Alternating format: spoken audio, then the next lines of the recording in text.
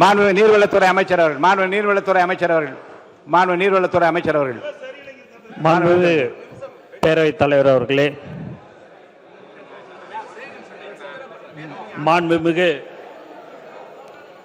மீண்டும் ஒரு முறை மாண்புமிகு முதல்வர் அவர்களை வணங்கி எங்களுடைய தலைவர் தளபதி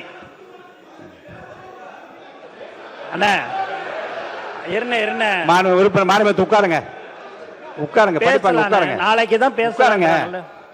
உட்காருங்க. மிகச்சிறந்த ஜனநாயக முறையை கடைபிடிக்க வேண்டும் என்று நான் விரும்புகிறேன்.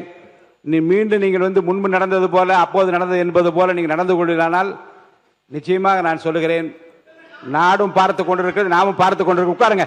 இப்ப குறுக்கீடு இருக்க கூடாதுங்க.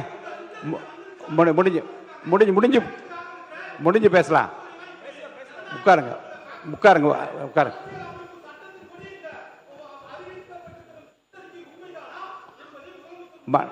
உட்காருங்க உட்காருங்க உட்காருங்க.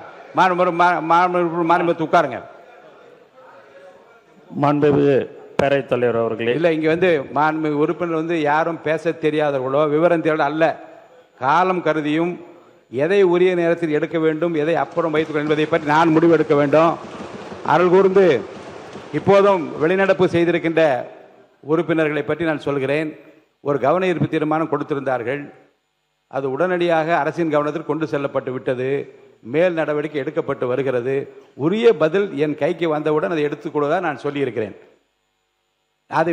அதை மென்ஷன் பண்ணி நாங்கள் தான் மென்ஷன் பண்ணுவோம் என்ற பெயர் வாங்குவதற்காக ஒன்று, ஆனால் சபையில் நடவடிக்கைக்காக வைத்திருக்கிறோம், நடவடிக்கை எடுக்கப்பட்டு வருகிறது என்கிற பதிலே மக்களுக்கு போதுமானது என்ற கதைத்தான் சொல்லிக் கொண்டிருக்கிறேன். அதற்காக மாண்புமிகு உறுப்பினர்கள் வெகுண்டு எழுவதும் கோபப்படுவதும் உணர்ச்சி வசப்படுவதும் தவிர்க்கப்பட வேண்டும் என்று நான் விரும்புகிறேன். இதை விட ஒரு ஜனநாயகமான முறையில் இந்த அவை எப்படி நடத்தப்பட வேண்டும் என்பதை நீங்கள் எனக்கு இன்னும் ஏதாவது சட்ட ரீதியாக மரபு ரீதியாக இருந்தால் நீங்கள் சொல்லலாம், தப்பில்லை. ஆனால் அவையை அமைதியான 3 மானிய கோரிக்கை இருக்கிறது. நேற்றெல்லாம் 5 மணிக்கு முடிக்கிற போது என்னிடம் என்ன சொன்னீர்கள், ரொம்ப கஷ்டமாக இருக்கிறது, இன்னும் விரைவாக முடிக்க முடியுமா என்று பாருங்கள். இந்த காலம் என்ன சொன்னார்கள், வெள்ளிக்கிழமையாவது கொஞ்சம் 2 மணிக்குள்ள முடியுங்கள், ஏன்னா சனி ஞாயிறு நாங்களெல்லாம் ஊருக்கு செல்ல வேண்டும், விரைந்து முடிக்க ஏற்பாடு செய்யுங்கள் இந்த அறையில் சொல்லுகின்றீர்கள். தனித்தனியாக சொல்லுகிற போது மாண்புமிகு பொதுப்பணித்துறை அமைச்சர் அவர்கள். மாண்புமிகு பேரவைத் தலைவர்களே, கம்யூனிஸ்ட் தோழர் கேட்ட கேள்விக்கு நேற்று இரவே சுற்றறிக்கை அமைச்சாச்சு. அந்த சுற்றறிக்கையை இங்கே அனுப்பிச்சி விடுறேன் அவருக்கு. ஓகே, நல்லது நல்லது.